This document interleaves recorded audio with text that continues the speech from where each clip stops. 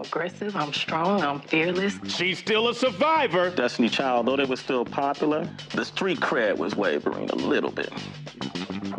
She's still crazy in love. I got married in the Hamptons. And now she's truly an independent woman. If you had to choose between a career and a personal life, which would you choose? Dropping her new album, B-Day, on the eve of her own 25th. It's the record that women need to hear.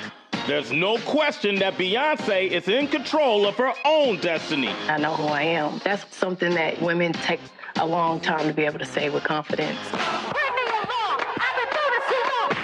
So ring the alarm, because the hottest chick in the game is coming. All eyes on me. B-Day starts right now. It does. Yeah. Beyoncé's new album, B-Day, is her coming of age, literally and figuratively. After leaving the security of Destiny's Child and firmly establishing herself as a viable solo artist, Beyoncé has now taken control of her own destiny, revealing a side that you never seen before. I'm sitting next to the newly liberated woman of power, Beyoncé Knowles. Hello. One thing you did this time around, I mean, you went out on a limb and you took a chance. I mean, you got the movie coming out, Dreamgirls. There's no more Destiny's Child. Well. This time around, you didn't tell anyone. You went in the studio by yourself. Inspired by her toughest acting challenge yet, Beyoncé quietly skipped a planned vacation and instead jumped into hastily arranged recording sessions that she kept top secret. Even from the people that she trusts most, the success or failure of B-Day will rest firmly on Beyoncé's shoulders. That's it right there. Yeah. There's no more safety net for you. I always wrote and produced my records, and Destiny's Child records, Survivor, Independent Woman, Jumpin', all of those records. So it's not really that different. Actually, there was less pressure because I didn't tell anyone, and it was all about the music. I used to go and write in the studio just for fun. And when you do so many records and you have the pressure, then that kind of goes away. So I wanted to go back to that, where it was just me and the songwriters, and we just had little jam sessions and had conversations and made it fun again. And it allowed me to not think about labels or think about radio stations or think about what's commercial. I just had fun, and I think the record came out a lot better because of that. You didn't tell your dad either, who's been with you every step of the way. Yes. That was a big move. Why you didn't tell him? I didn't tell him because I didn't want interviews to be scheduled, and I didn't want the label to know, and I didn't want it to be about business. I wanted it to be strictly about music. A lot of people have likened the dynamic of your relationship with him to Michael Jackson and his father, Joe Jackson. You know, they both had their kids performing at an early age. You guys both were in groups. Right. And it was almost like they were the puppeteers and you guys were the puppets. And then at some point, Michael decided to cut the strings. Is that where you are in your career? Absolutely not. Okay. Well, first of all, my relationship with my father is completely different. I can't speak for Michael and Joe, but from the stories that I've heard, we have different lives. My father did not choose for me to be a singer. I chose to be a singer. I'm fortunate to have supportive parents. I had a very healthy childhood. I'm a very normal woman. And I was never forced or pushed to do anything. And I know that my father is someone I can trust. And usually people, when they're in my position, they have yes people around them that tell them everything they do is cute and hide and when everything isn't. And I have the truth around me. And that's why I've been able to maintain my spirit and my soul. You know, I have a daughter. I can't even imagine her not telling me what she's doing with her life. Well, it's 2 weeks. And my dad was so excited and happy to hear the record. He didn't care. He's just happy that we had the record. Most people's perception of Beyoncé is that, you know, you're always gracious, you're always glamorous, you're always composed. It doesn't seem like you ever get scared. I absolutely get scared. Every time I get on the stage, I'm nervous. I'm actually really scared when I'm not nervous because then I don't transform into that person that people are used to seeing. I'm really more quiet and not really shy, but reserved, and I speak when spoken to and polite. And when I'm on the stage, I'm aggressive, I'm strong, I'm fearless, I'm, you know, not who I really am in real life. So before that, I'm terrified. You're terrified. Yes. Beyoncé fearlessly transforms herself in the first single and video from B-Day, Deja Vu, a song that finds the sexy singer leaving her comfort zone. From high-energy vocals that some feel stray well beyond B's normal sweet spot, the song has a feeling of desperation. To the urgent, frenetic video where it's most definitely all eyes on Beyoncé. It's my responsibility as an artist to do things that are different and to take risks and not to do what is predictable and what's expected, which would have been a studio and 4 girls behind me. It's kind of what I've been doing and what I did my last album. I wanted people to get a better feel for who I am. So I chose to be the only person in the video. And I wanted the video to be more cinematic. And I wanted the fashion to be different. I wanted to just be something new. So you want to just step out of the box of what people expect from Absolutely. Beyonce. For a superstar like Beyoncé, stepping out of the box as she did in Deja Vu also means a heightened exposure to scrutiny. You can't just release a record and have people accept it. It can't just be taken for a work of art. You're Beyonce. Everything has to be perfect. I don't know if you realize it, but there were reactions from different fan blogs of yours and where people felt like the video was too racy. And there's a scene where you bend down in front of Jay-Z's buckle where they thought that might have been too provocative for some of your younger fans. Really? Yeah. Okay. What do you think about, how do you respond to that? Well, I'm an adult and I can only be responsible for myself, but I thought it was great. So when people react to you or some of your creative work that you've done, and you may hear this type of feedback, do you even care? Oh, I absolutely care. I mean, I'm a human being. I like for people to like what I do, but I can't please everyone.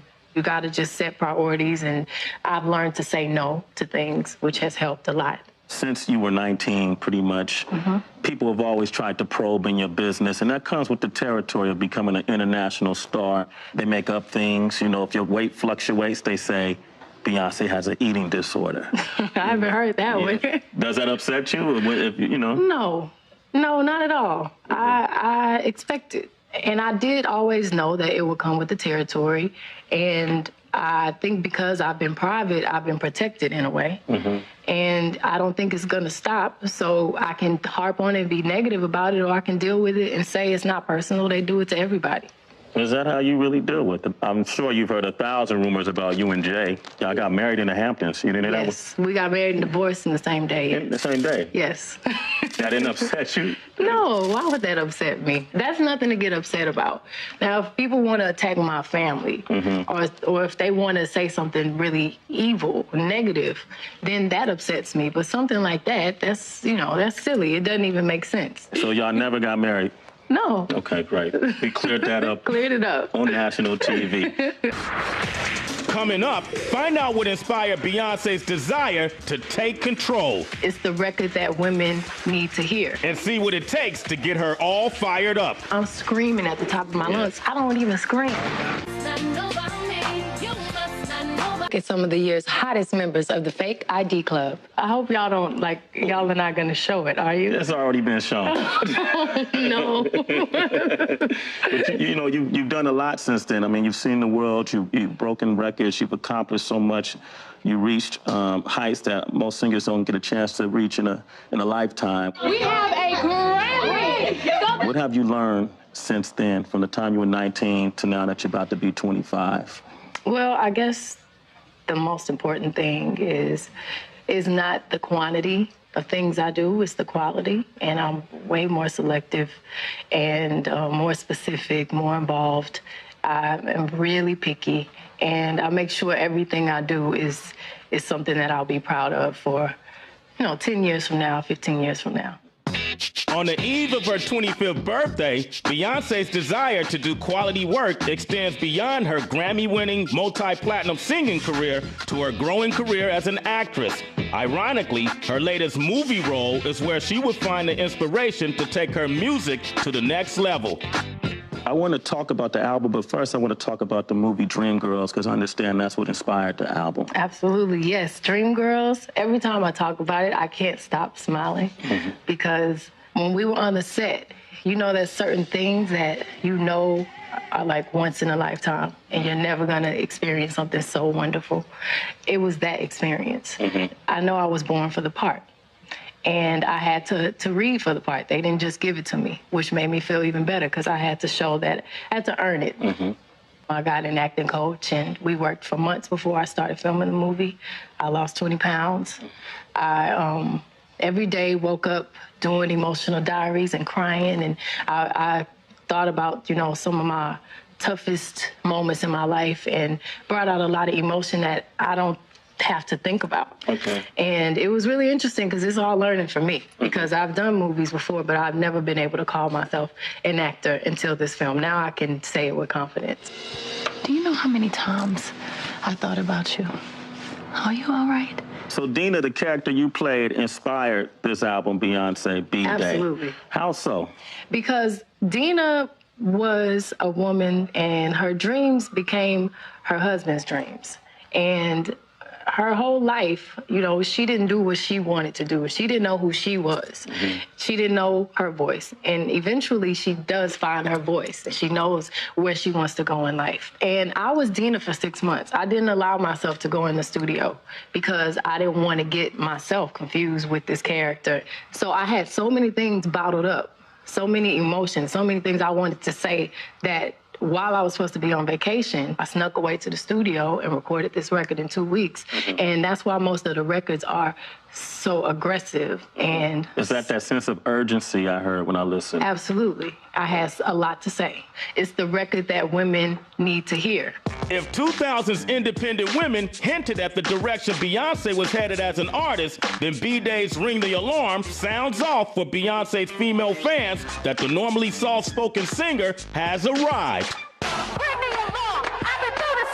I'm screaming at the top of my lungs. I don't even scream, but I had a lot to scream about. I mean, break that song down, because as a man, I was listening, I kind of took that personal. Well, you know, women clean men up sometimes. Not all women, not all men, but sometimes, you know, they dress different. They learn a lot of things. They learn how to be a man. And then if they dog you out and you move on, and another woman just benefits all those things. So I'm saying ring the alarm. I've been through this too long, but I'll be damned if I see another chick on your arm.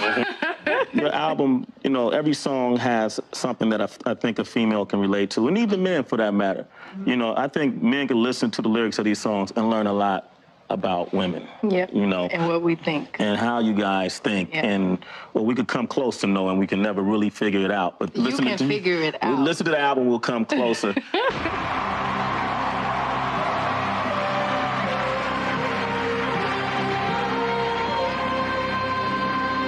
One thing I notice about great careers are milestones. And you had one a few years back when you performed for the first time as a solo artist at the MTV Video Music Awards. All right. Take me back to that moment, because that was a crazy performance. It was. I remember we had the idea of me coming in upside down. And when we first told everyone at MTV, they said, well, the idea sounds great, but we don't know. It might not be realistic. So I practiced it and got comfortable, and they allowed me to do it. And the next day were the actual awards. So I'm hanging upside down, and Pharrell is doing his announcements, and he doesn't know I'm upside down. He doesn't know I've been sitting there for 2 minutes, and I was turning purple because I couldn't breathe. And I was terrified already. And once I got down and did the performance, everything was all good, and it was a magical moment for me. Yeah, it was very magical. And it was two firsts. That was your first performance as a solo artist, and that was your first performance we saw on MTV with you and Jay-Z as professionals.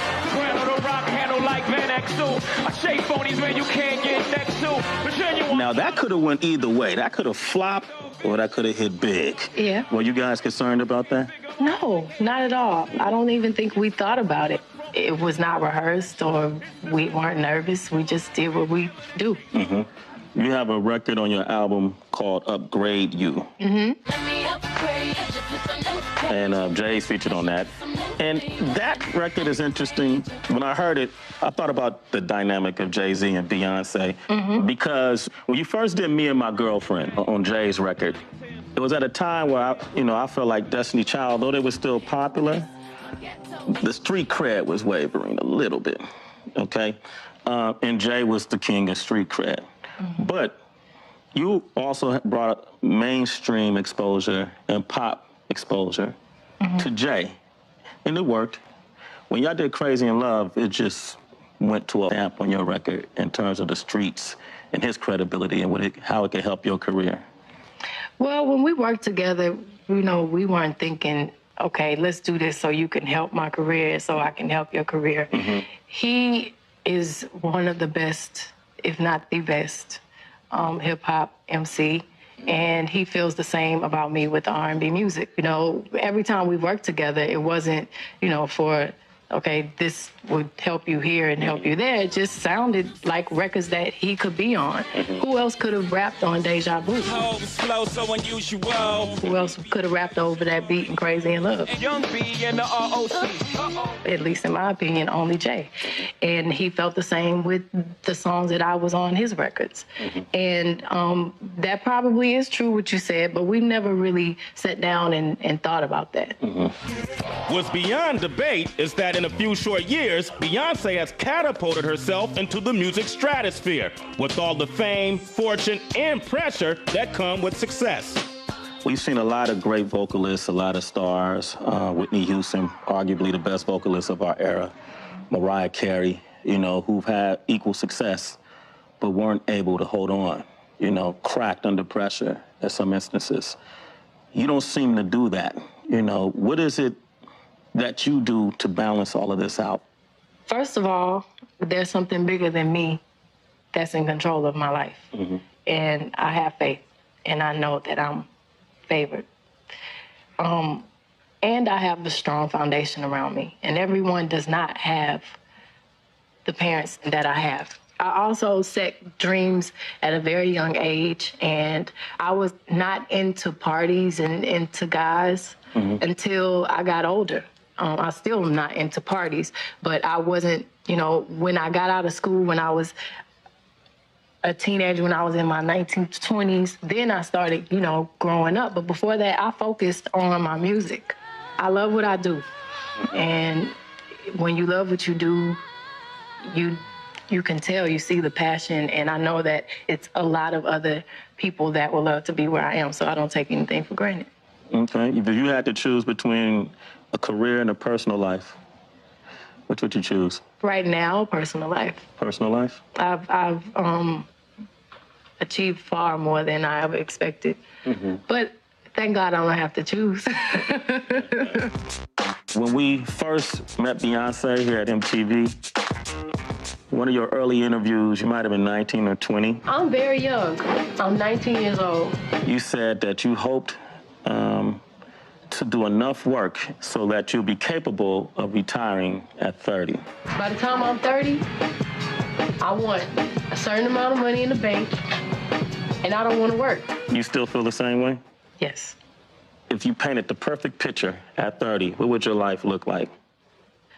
Probably married, maybe kid or two. I don't think it's possible.